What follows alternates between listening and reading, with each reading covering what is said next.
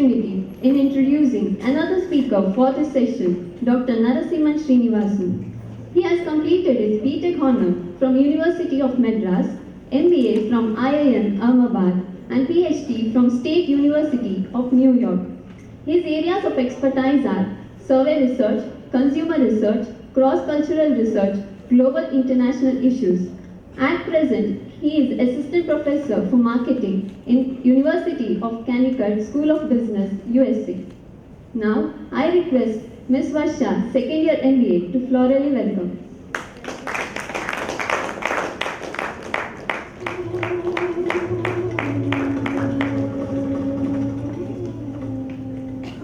The time scheduled for this debate is up to 12:50 p.m. Now, I request the moderator, Professor Nandan Prabhu, to take over the session. Over to you, sir.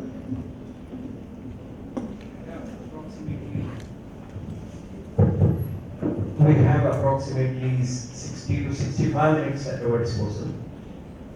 So I would like to distribute the available time as follows. I would like to set the agenda for discussion by presenting a few issues before all of you. I will take about 2-3 minutes, and thereafter Dr. Shankaran will speak for about 15 minutes, and Dr. Narasimhan will present his views for about 15 minutes. Thereafter, each of them will do the rebuttal of each other's views for about 5 minutes, and then the floor will be open for questions from the side of the audience. So it will be for about 10 to 15 minutes, and I shall take about 3 to 4 minutes for synthesizing the views presented by Dr. Shankaran and Dr. Narasimhan.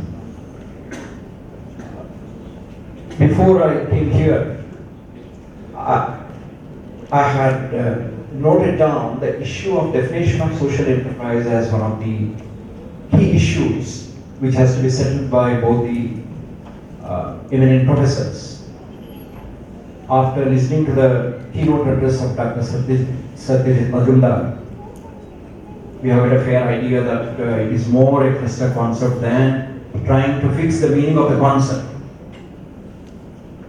But I think the issue of defining social enterprise is also linked to the issue of ethicality of making profits. If social enterprises can become public limited companies and shareholders of these companies expect purely economic returns, don't we encounter the ethical issue of a parity of a means and ends? Is it possible to attain an unselfish end through the means of a selfish entity? Apparently, profit making and corporate entities are held to be selfish in their interest, and therefore would there be a mismatch between means and ends? And as we know, Gandhiji's ethics had its foundation on this very issue of matching the purity of ends with the purity of means. I believe that both the eminent professors will take up this issue and debate on that. Can't there be a for-profit social enterprise? If at all it is possible, why can't we conceptualize social enterprise in the form of a corporate entity? What is the problem in conceptualizing a corporate social enterprise? Is profit a dirty word, as Nehru told during the course of one of his conversations with one of the prominent businessmen of our country? So, how do we elevate this entire enterprise of profit making for the purpose of creating social? That is another issue. I suppose with this brief introduction, the floor is open for presenting the views of Dr. Shankaran. Can social enterprises become public limited companies with shareholders expecting purely economic returns? On this issue, I call upon Dr. Shankaran to present his views.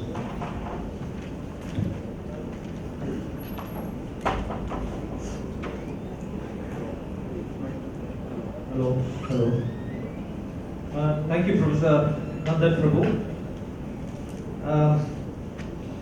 I'm, of course, expected to take a position to say that I support that social enterprises may legitimately become publicly traded companies over time, with its shareholders expecting purely economic returns.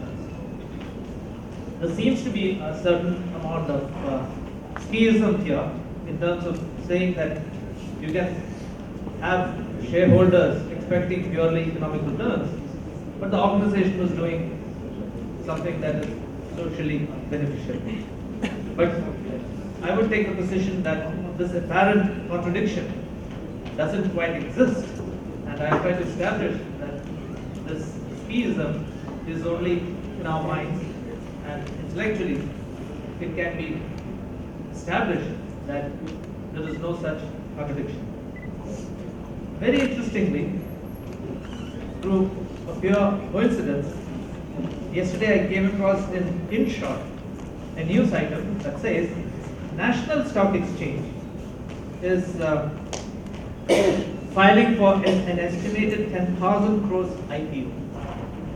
So I remember about almost like 15 or 20 or possibly at the end of the 1990s, when NSE became popular as an alternative to Bombay Stock Exchange, BSE. There was such jubilation amongst people. Either they have invested in the stock market, they don't have any insider information over the company, or simply people like me who did not have any money, but who was excited about having this particular organization working in our country, because I was in consulting at that time. We thought it's a great idea that we have this organization that is channeling valuable resources, money, into productive resources without the middlemen knocking off money. So at that time, if I were to say NSE was a social enterprise, all of us would have agreed. Never mind what the ownership was of National Stock Exchange. But today, exactly yesterday, you have this news coming up about this NSE going public. So what is going to happen is, when we create institutions, we get very, very interesting results. You have this NSE now controlling itself, isn't it? If you were to assume that people in NSE are actually value maximizing individuals, which I would agree, of course, with the great economic sage Adam Smith, we would not be able to think about an organization which is actually having its own script listed there, and where there is no underhand dealings to push its prices higher than what it deserves to be in the open stock market. So this is a clear case where you have a situation where a social organization is becoming a public limited company, where you and I can actually hold ownership.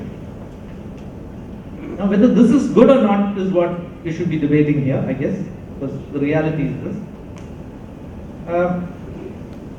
Just to take this idea a little further, just imagine how some of the reverse way, where you have people who actually were not considered great contributors to the social good, were considered as great people, and they put that money in some other, in forms of economic activity which was desirable. Here I am referring to what was called the robber barons in the United States, which is the cradle of capitalism, whether we like it or not, who made money through possibly unfair means. So society was not, at least one section of society really castigated them. So these robber barons created some great university, the private university enterprise, which has been most successful in that country, like the Carnegie Mellon University or the Rockefeller University, private universities, which are giving a run for money when it comes to competing with public institutions like the state universities. But I think private universities probably, Professor Narasimhan will be able to bear evidence on this. I'm not very sure. Probably private universities are doing probably a better work than public universities. So the reverse could also be true. So we have to take this as in the sense of what we don't know what leads to what. And I'm reminded of since this is an academic debate, let me say this, reminded of Buddha's idea of dependent origination, where you don't know what causes what. So my submission as an academic here is not to look for any psychological motives. If you stop looking at psychological motives, then look at the sociology of organizations and assume that man is basically profit maximizing, but we don't, and we accept it for what it is, and also realize that we have different needs, as Mr. Kotesha showed us earlier, that value pyramid. It keeps changing. When our stomach is full, we'll start thinking about spirituality, for instance. But until our stomach is full, to think of spirituality, we need to be superhuman. I'm sure we have in history such people, but those are superhuman individuals. So my submission is that we should not look at these things in terms of psychological individual issues, but in terms of sociology of organizations. When we start doing that, we will not attribute motives, or we will not try to seek motives, because motives may be whatever, until we realize that results speak. I am not saying that, not in the Gandhian sense of, ends justify the means or anything like that. Of course, Gandhi says only means justify the ends. Not in that sense, but results speak. So, we are talking about different units of analysis. Are we talking about the unit of analysis being an individual or an organization? If we consider this an organization, we will have a sense of how organizations evolve, like how I mentioned about NSC, which can go from a social organization to a publicly limited company seeking profits. And I think our responsibility is actually to create such a society, creating such organizations where organizations do well, despite you and I being very, very Adams-Smithsonian in terms of seeking private benefits, even at the cost of other people, is the purpose of society.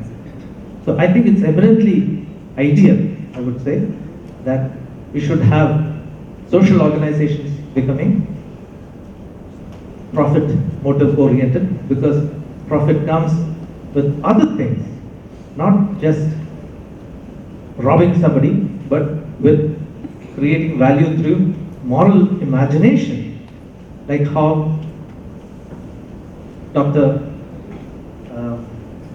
Devi Prasad Shetty has done with Narayan Hridayala. He was here about 6 months back. He addressed our convocation, and he said something that my friend KP reminded me of. He said, charity is not scalable. Charity is not scalable. What is scalable is the pursuit of wealth. So he said that, and so here is, I got another message over here in WhatsApp, which says how Dr. Devi Prasad Shetty looks at heart operation just like you would have a production facility. So Dr. Shetty says that his hero, one of his heroes is Henry Ford, who came with the idea of mass production. So at that time, this doctor has no heart, but he is full of his head.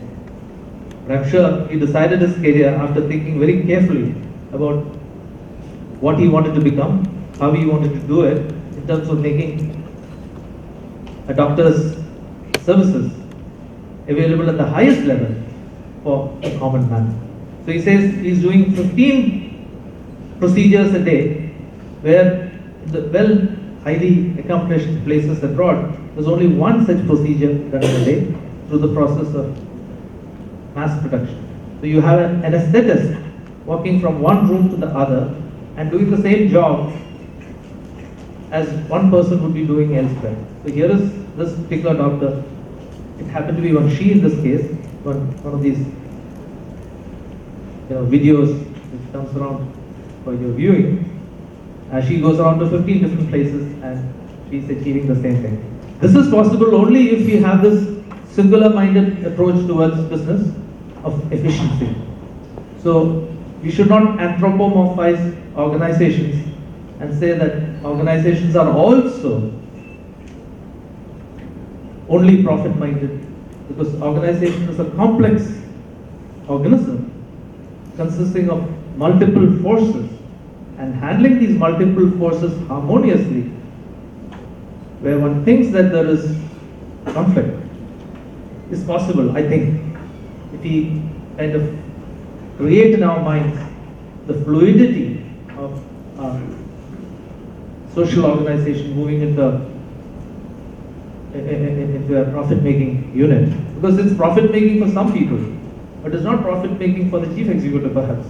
For him it is like, for him or her, is my colleague here, gender studies, for him or her or him, the idea of the purpose of the organization is not that of the shareholder. The purpose is to bring about harmony between apparently different objectives. So, so what really happens in such an environment is, you have a culture of multi-stakeholderism, a culture of using matrices that take into account not just owners but also stakeholders, a culture of attracting fine multidimensional talent, a culture where not everybody should be after profits, neither should everybody should be after social causes.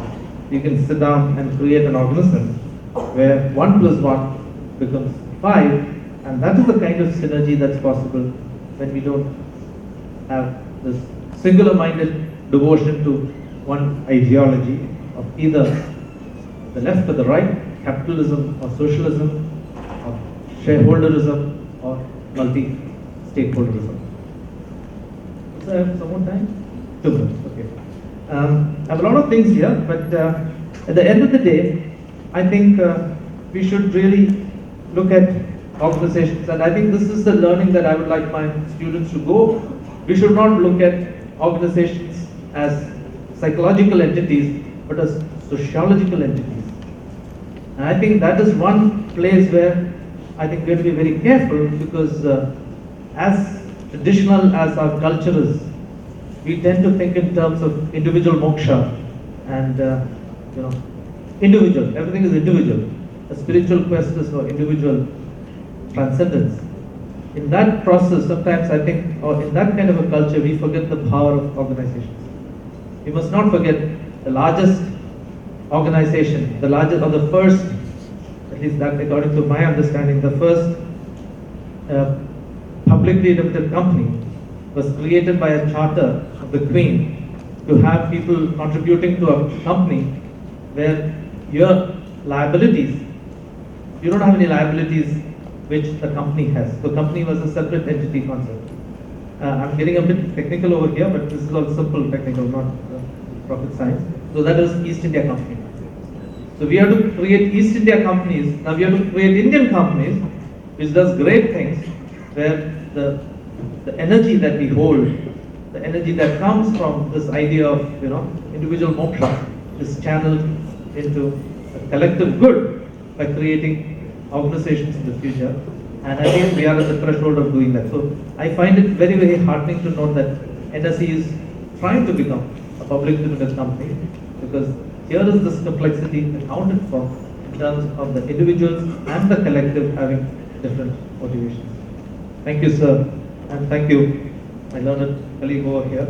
I'm just a little nervous with Narasimhan on the other side. Thank you, sir, for being here. Dr. Narasimhan will argue against the proposal. Thank you very much. I happen to have easier side to pick. It says, should social enterprises, should social enterprise relationally become public traded companies with a sole profit maximization objective.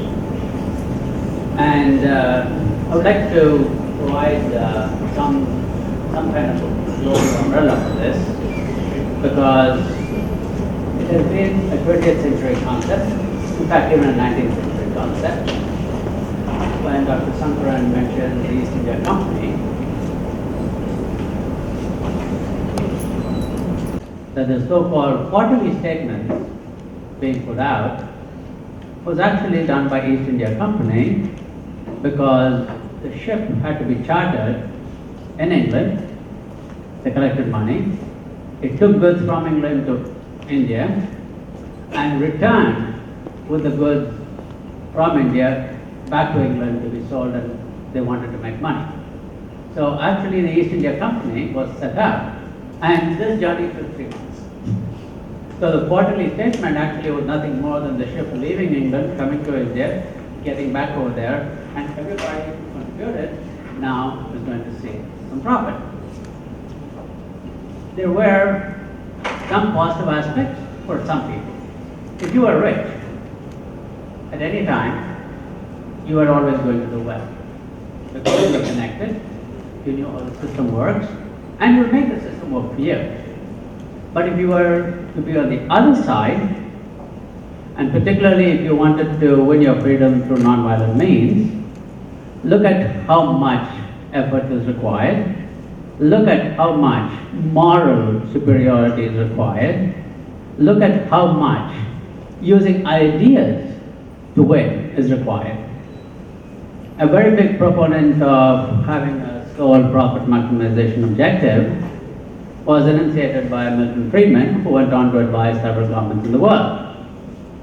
And he said that the social responsibility of business is to increase its profits. To me, it sounds very strange, because had he said that the sole responsibility of business is to increase its profits, that would be fine.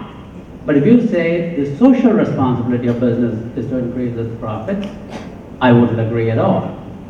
When the world was simpler, and we didn't have to worry about the consequences of our actions beyond a particular range, then it might hold true. If I were to start a polluting factory and don't worry about what happens to people downstream or what happens to the environment, then it's perfectly okay for me to maximize my profits. It happened in Europe because of the Industrial Revolution. They polluted, but we didn't think about it as pollution. And then when America took over, they said we can do things bigger and faster. Now that China and India have entered the fray and the population has increased tremendously, the old way of doing business, of saying that there is only one motive and that's the profit motive, doesn't work anymore, because the negative consequences of following that, which might make sense to people who have a stake in it. And he has written a very good article in the Nitty Management Review about stakeholders. I would argue that one of the stakeholders is the shareholder, but there are other stakeholders. So that we have to think about our customers' well-being. We have to think about our employees' well-being. We have to think about the community well-being. And we also need to think about the environment, because if we do not pay attention to these, there will be no sustainability. In the short run, you may win, but in the long run, you are not going to be able to win, just because you're going to be destroying this support system. So when people say it takes a village to raise a child, it's not that the child should not do his or her part, we all do, but it also requires this setup, which requires that everybody in society contribute. If I were to give a simple example, and I'm bringing my perspective from where I live right now, near Hartford, Connecticut, the public school system in the US is not government supported. It is my taxes which pays for the school system. And it behoves me to have a very good school system which is publicly funded, We are very good at privatizing profits and socializing costs. It's considered to be smart. But when we do it as a town and the school system improves, the property values improve too. And slowly you begin to see that people with advanced degrees who want a good place to stay, they are the ones who are going to move into this. I've had my own 3 children go through the what we call public over here is different from the public over there. The public here is the private. They've gone through the school system and they are now all in colleges. So I would argue that if we take care of everybody in the town, it helps the town, not just me. Why then would private companies or socially minded enterprises even engage in thinking about social good? The major reason is going to be the capital. The market provides capital. Why would the market provide capital? Now, I was at a conference one time and there was a very senior professor who had retired. He said something which struck with me. He says, we all wear 2 caps in academia. One, a researcher, where we take a simple thing and make it very complex. And then we write pages and pages that nobody can understand. And then they think that they are not understanding, whereas it's your inability to communicate effectively. And the next hour, I'm standing in a classroom in front of students where I'm supposed to make complex things simple. So when you start wearing these 2 hats, and here I see most of the audience happens to be students, so I'm going to try to keep this very simple. If you are having a company, and whether it's going to be Carnegie or whether it's going to be Mr. Hegde, a lot of companies are started by people who are mission driven. I have 2 classmates from my MBA class. One of them is Ajay Banga, who is the CEO of MasterCard. Another one, a closer friend, is Mr. Pramod Kulkarni in Bangalore, who won the National Service Award. Pramod does not make a lot of money.